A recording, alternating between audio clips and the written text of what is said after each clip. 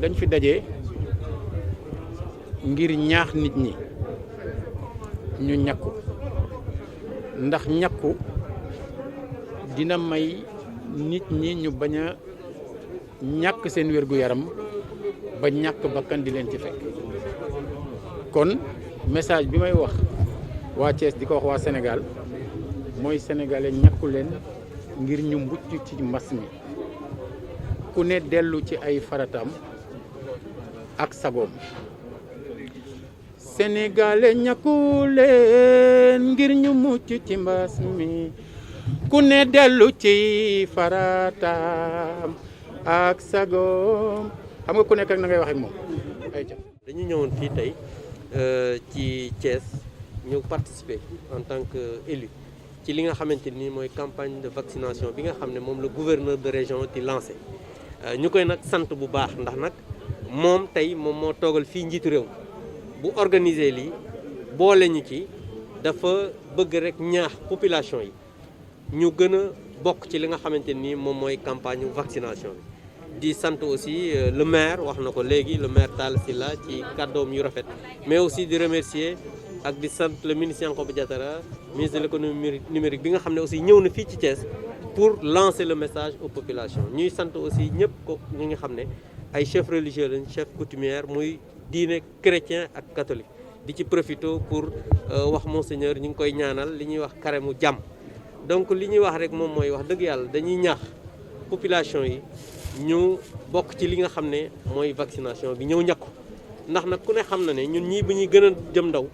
képp koo yëkkati loxoom di nga fa fekk benn tërgën boo xamante ne nii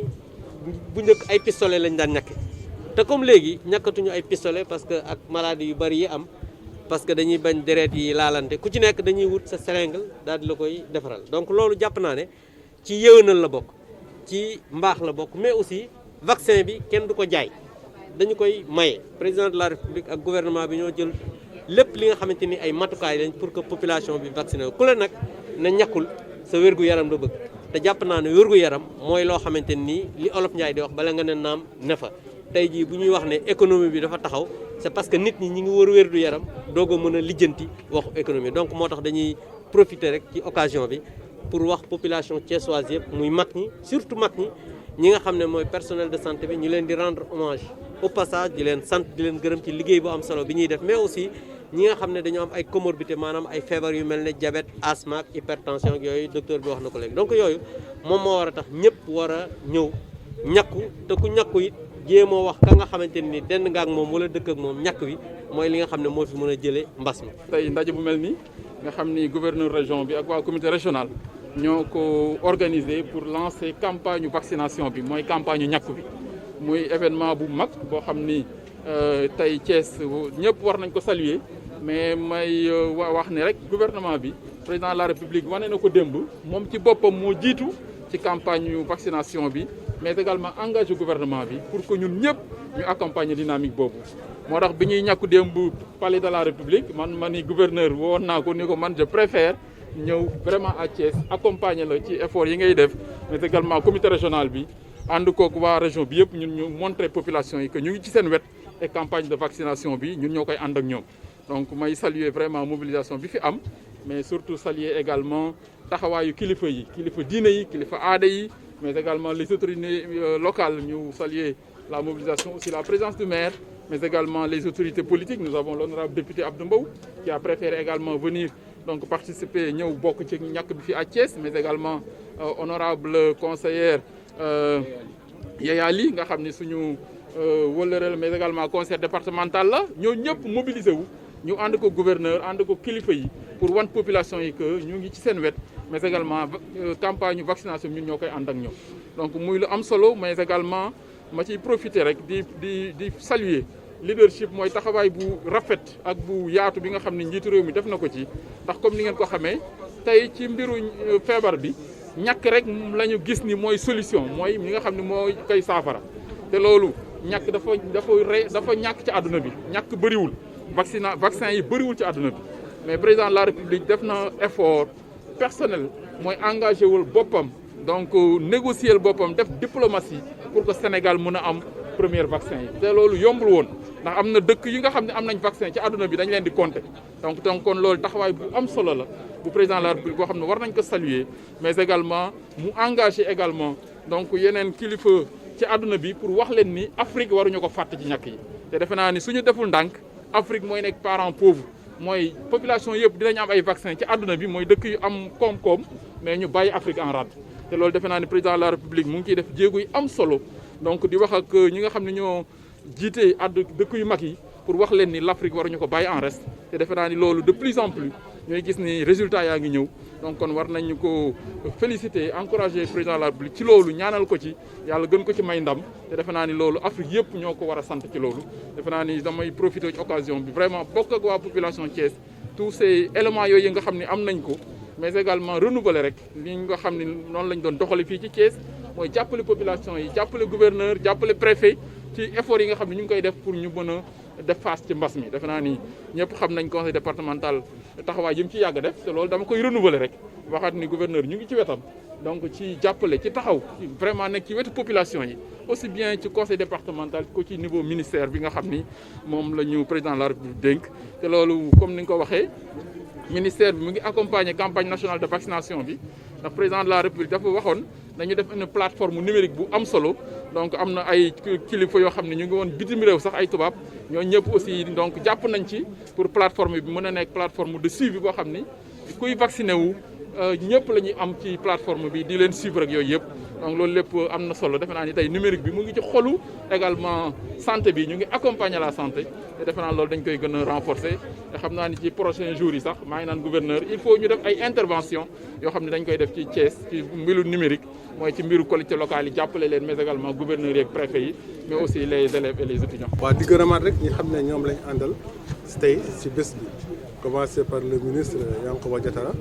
depuis barki démb mi woo na ma àllarba yaakaar naa bi mu jógee conseil des ministres ba xam ne président ne def lancement bi alxames la ma woo pour mu ne vraiment moom dafa bëgg def bokk si lancement bu Thiès ànd ak ñun Thiès moo ko confirmé effectivement que vendredi lañ koy def effectivement tey depuis ce matin mooy woo ne ma dinaa ñëw la même chose donc pour le maire donc Talla Sylla moom it depuis moo ko toppoon moom depuis mercredi sax on aurait fait le lancement maa ne ko non nañ bàyyi activités yi démarrer ensuite le lancement c'est une cérémonie qu'on doit organiser avec le maximum de public possible donc moo tax ñu bàyyi ko ba tey moom depuis mercredi ne moom xawoon na pare pour def lancement ñu def lancement bi également noonu docteur Abdou Mbow moom it nee na ma assemblée dinañ def waa ci activité yi def tey am nañ session plénière mais bëgg naa ñëw bokk cette activité bi noonu lañ accueillir tey y compris donc l'honorable au conseil des collectivités territoriales Yaya Ly ñun ñëpp ay personnalité la ñu choisir ñëw ànd ak ñun si cérémonie bi tey doyen Souleymane Kanté xam ne téeméeri at yi teg nañu noonu la ñooy ànd ak ñun si cérémonie bi mais ku mel ni monseigneur André Guèye tamit moom daf ma ne dama bëgg daal ñi xam ne maa leen di jiite muy catholique yi nekk si région de Thiès ma mun leen jox exemple donc bés bu ngeen def cérémonie yi man porté naa volontaire pour ñëw vacciné wu tey ñëw na ànd ak ñun vacciné wu ak ñeneen vraiment ñoo xam ne ñoo nañ ànd ak ñun vacciné wu donc vraiment maa ngi leen si gërëm ñoom ñëpp ñu xam ne ñoo leen si ànd ak ñun. waaw ñu gën a ciblé mooy docteurs yi xam ne ñooy faj d'abord parce que balaa nga naan naam ne fa balaa ngay toog mën a faj nit ñi foog nga toog su bopp nga wér am na dëkk yoo xam ne bëri nañ jafe-jafe ak système de santé parce que docteurs yi dañoo feebar wala fajkat yi dañoo feebar donc ñooñu ñoo jiital buñ si paree mooy mag ñi xam ne dañu ànd ak jàngoro ñaar ñooñu moom mooy priorité bi bu ñu paree mag ñi xam ne amuñu jàngoro wala xale yi xam ne dañu am jàngoro bu ma wax mag ñi nag mooy ñu am 60 ans juróom-benn fukki at jëm kaw ñooñu laa wax mag ñi ñu xam ne am nañ juróom-benn fukki at jëm kaw seen biir dina ñëw ñu xam ne amuñ juróom-benn fukki at wante seen dañu am ànd ak feebar ñun tam ñoo xam ne dañ leen war a jël si vaccination di wax nit ñi nag ñu góorgóorlu si parce que vaccination bi moo ñuy may ñu delluwaat normal marché yu ubbi nañu waroon ubbee ah jakataay daw dañu waroon dawee transport bi circulé la war a circulé activité économique bi mën a reprendre nañu war a mën a reprendre. 1950 laa gën a piqûre 1950 laa gën a piqûre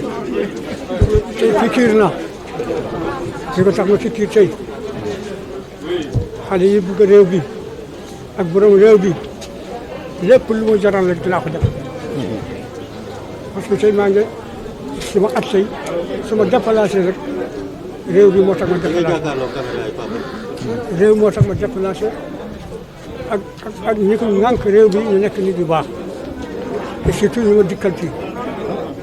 te taaral mu ngi fi jaatar mu ngi fi gouverneur mu ngi fi ñooñu mën na ñëw sax ma déplacé surtout bi ma gisee papier bi ci ñu amal njëgën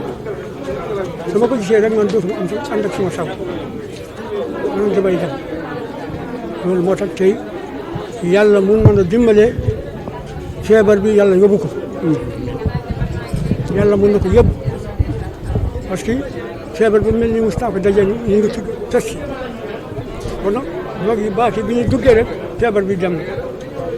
yàlla mun na yóbbu feebar bii de bu leen fekk suñu taxawaay bi fii ñu ngi ñaan suñu borom yàlla bi amee sutura yàlla bi jëngale mosal doomi aadama yi ak jullit yi feebar bi yàlla na jógee fii adduna bi parce que tey sama xol dafa sedd parce que xale yu baax yi may gis fii su mel ne Sall Sylla ku mel ne Diatta ak gouverneur bi ku fonk mag rek yàlla fonk la kon tey ma tasee fii kii si amal njëriñ tey kontaan naa yéen ñii tey yàlla na yàlla sutura fii la ñu nekk ci gouvernance fa tabarakallahu pour ànd ak gouverneur ci opération bi nga xam ne opération vaccinale bi nga xam ne moom la organisé fii avec les autorités ak les hommes de science ak les imams xam ne man ci laa bokk man maay président des imams et oulémas de la région mën naa wax ñëpp presque waane nag am na ñu ci des li ci nekk daal moo di ne ñëw nañu ci invitation bi ñu invité pour ñu ñëw bokk ci mbir mi invitation boobu nag def nañu contentement bu baax pour que ñu wone li nga xamee ne sunu contentement bokk ci ndax lii yonent bi dafa digle ne li kulli daa in dawa fa tadaawu mu ne feebar bu nekk am na paj am na garabam mu ne nag na ngeen faju lii nga xam ne nag dañoo dajaloo fii faju la ndax faju ñaari yëf la ñaari yëf traitement préventif et traitement curatif waaw traitement préventif wala prophylactique mooy ba nga xamee ne affaire bi dalagul nga taxaw pour défendre ko mu dugg curatif nag mooy ba nga xam ne su la dalee ba pare nag faj mañ lay faj pour mu deñ kii nag moom kii traitement préventif la kon nag su ci ñëpp bokkee rek ndax dañ ne al wiqaayatu xayrun min al ilaaj mieux vaut prévenir que guérir loolu la ñu wax su ko defee lii nga xam ne dañoo dajaloo fii nag loolu rek lay jariñ waaw bu kenn yokkat nañu xeex ak lii nga xam ne fa tabaarakallaahu te occasion baa ngi nii occasion bi mooy le président moo dem ak effort am ak amabilité mag yëpp dem indil ñu ko pour sunu wér ñun tam buñ ko sàggane nañ ci profité bu baax a baax taxaw surtout nag autorité yaa ngi monsieur Talla Sylla ngi le maire ak le gouverneur a ngi fi ñoom ñëpp a ngi fi fa tabarakallahu ñëpp ñu am solo ñëpp ñu ngi fii ci tey fii ci gouvernance kon nag ñun ñëpp war nañoo taxaw te bu ci kenn am lu muy xalaat man léegi laa ñekku bu ci am kenn lu muy xalaat puisque kon Institut Pasteur bu Dakar lu muy def ci Sénégal foofu am na section immunologique boo xamee ne vaccination bu ñëw ci Sénégal fokk mu jaar foofu ñu analyser ko seet ko ba mu wóor ñu soog ko joxe distribuer ko waaw loolu def nañ ko man yaakaar naa ne def nañ ko ci vaccination bi kon nag bu kenn ragal na ñëpp ñëw ñu sensibiliser ñëpp imam yi na ngeen taxaw pour sensibiliser yéen a gën a mën a sensibiliser nit ñi pour ñu dajaloo pour ñëw ñàkku yal na ko yàlla def lépp luñ ci yaakaar ci lu baax yal na ko yàlla def. waaw damaa ñëw fi tey pour bokk ci sensibilisation bi ñaar nit ñi ñu ñëw jot ci vaccin bi ñu wane kóolute envers le chef de l'État ak gouvernement bi ndege defe naa seen mëbët seen warugar mooy ñu sàmm santé population bi ak bakkanu nit ñi askan bi te war nañ leen delloo kóolute bu mat sëkk delloo kóolute scientifique yi docteurs yi ak ñëpp ñi nga xam ne seen xam-xam màcc na ci mbir mi ñu wóolu leen jot ci vaccin bi même su fekkee ne sax li muy efficace bariwul am na li muy aar te loolu suñu warugar la ñu sàmm dund bi nga xam ne yàlla moo ñu ko dënk ñu teg ci nag te loolu moo gën am solo sax ñu ñaan yàlla ndege dund gi ci yàlla la jógee ñu ñaan yàlla lépp li nga xam ne def nañ ko fii tey yàlla mën koo motali mën a motali suñu yéene mais ñu wërgum yaram dàkk mbas mi mu sore fii kon maa ngi ñaax ñëpp ñu ñëw fii ci dispensaire yi ak fépp fi nga xam ne indiqué nañ ko ndax ñu mën a jot ci vaccin bi ma sant suma xarit Njëgét ci li mu wax bokk na ak moom ci message bi na la ba yi imam yëpp njëw boole seen baat ba nit ñi ñu ñàkku te itam bañ a sàggane mesure barrières yi dégg dañ ko déggee sànq vaccin mënul faj lépp kon nañu continuer di takk masque yi di moytu ndaje yi nga xam ne mën nañ leen moytu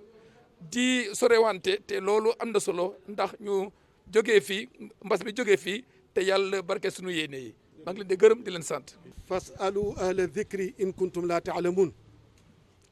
yàlla dañuy laaj leen ñi xam su ngeen xamul tey ñëw nañu fii ci gouvernance ci njiitalu gouverneur de la région yàlla baaxe nañu vacciné wu nañu carte baa ngi nii li tax nag ñu def ko digle la boo xam ni borom bi moo ni su ngeen xamul laaj leen ñi xam te mbir la moo xam ni borom xam-xam yi nu am ci suñu réew gëm naa ni duñu sàggan ba lu ñuy lor di fi tàbbi gëm naa loolu kon taxawaay bi njiitu réew mi am ñëpp di rang di ko wut te réew yi am bëreegul mu fexe ba am lu ñu am indi ko am leneen lu ñuy yaakaar li nu war mooy ñun ñëpp ñu jóg taxaw fexe ba dem vacciné wu ndax li fi mën a jële mbir mi du dara lu dul vaccin bi rek lii nag du lu bees te adduna bi yëpp toll nañu foo xam ne ku ko sàggane bés dina ñëw doo mën a génn sa kër bay génn sa dëkk bay génn sa réew kon li ñuy wax Sénégal bu nu sañoon ñëpp def ko waaye rawatina nag Thiès gi ñu dëkk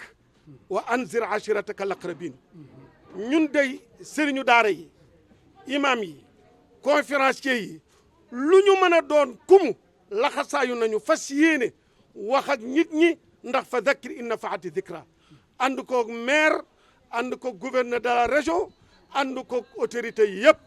lépp loo xam ne bu ñu ko waxee nit ñi daañu dem vacciné wu incha allahu taala daañu ko def ngir jaamoo ko sunu borom ndax nag loolu rek la ñu doon xaar ci ñun sant nañu yàlla nag bi mbir mi yegsee ndax kañ la ñuy am vaccin bi la ñu daan wax léegi ñëw na nag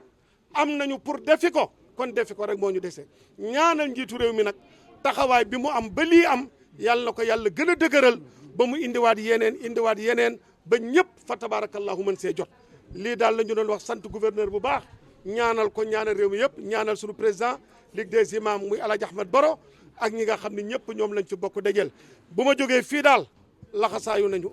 fas yéene dugg nag ci dëkk bi comme ni ñu ko duggee woon ci masque yi te ba tey dañuy continuer suñu masque ndax nag ku naagu daagu tagu daagu ñu dab la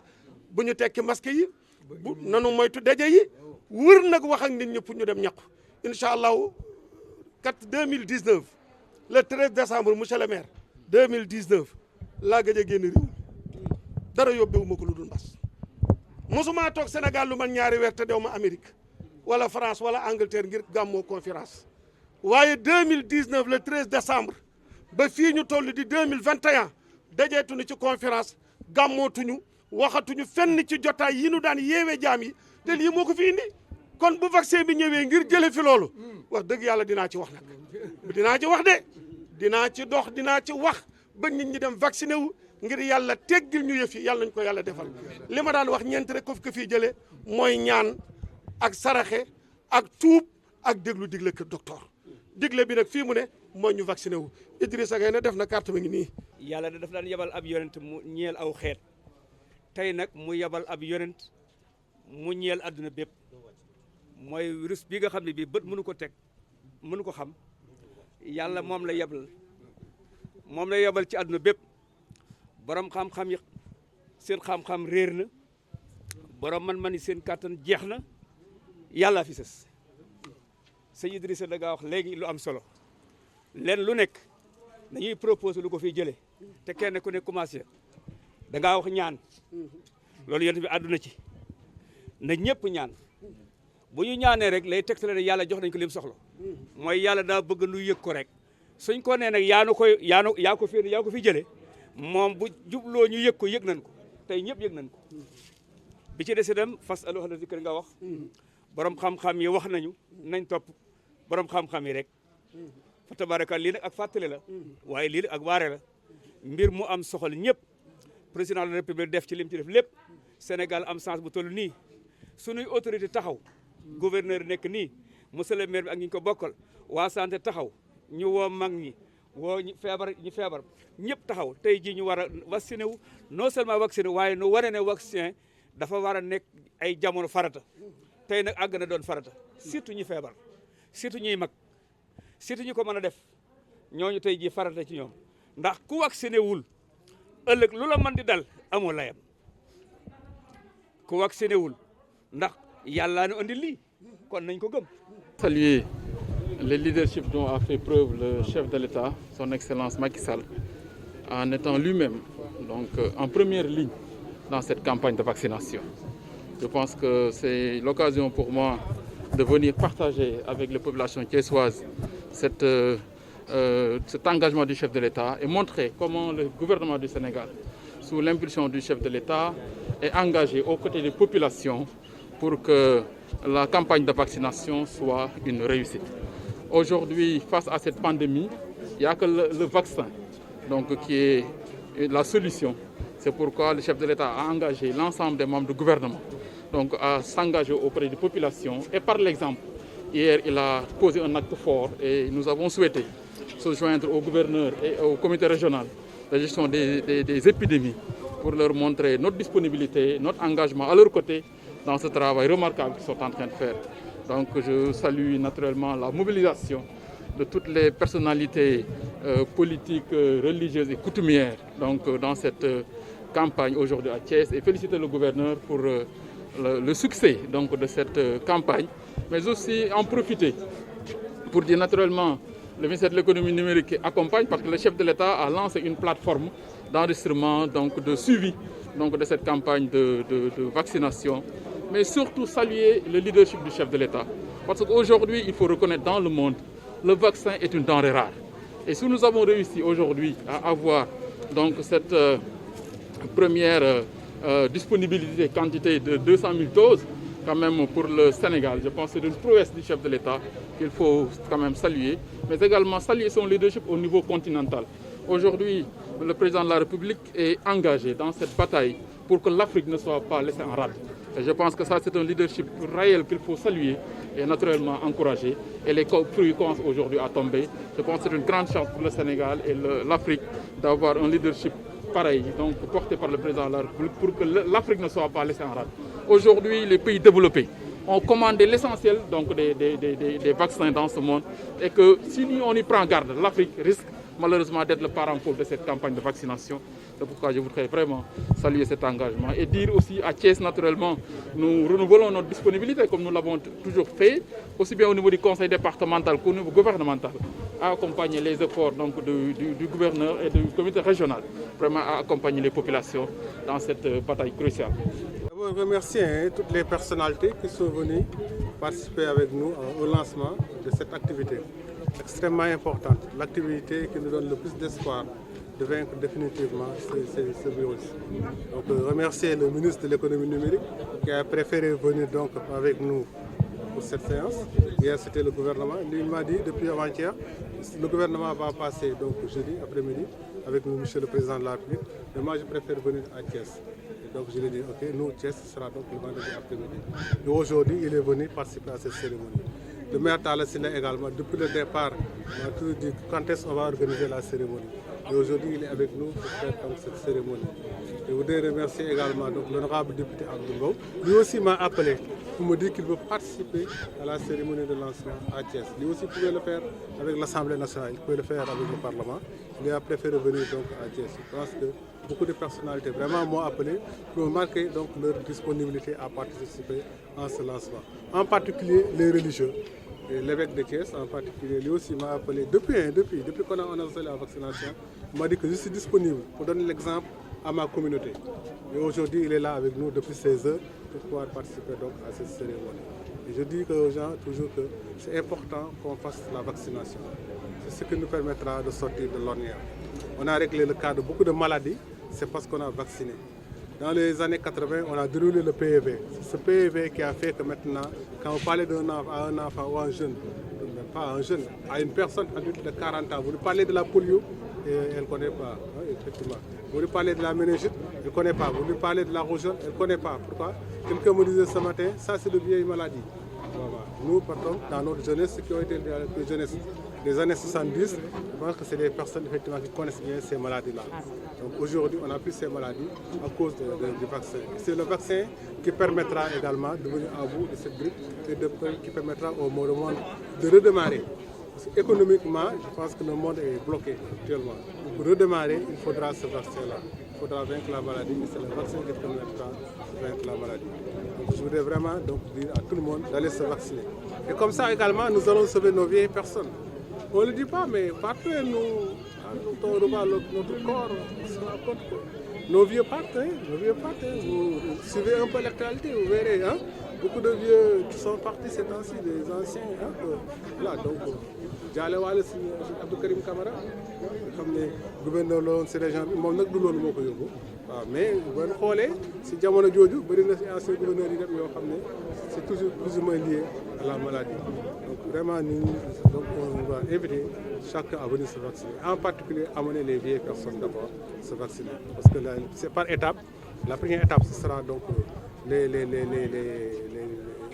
personnels médicaux. Ensuite, les personnes de plus de 60 ans avec des comorbidités. Ensuite, les personnes de plus de 60 ans et les personnes qui ont des comorbidités. Donc, c'est ça la cible globalement. Donc, on en a 444 000, plus de 444 000 dans la région, plus de 10 000 personnels de santé. Donc, c'est les cibles que nous aurons dans la région. Et il faudrait qu'on puisse arriver à avoir du succès dans cette manifestation.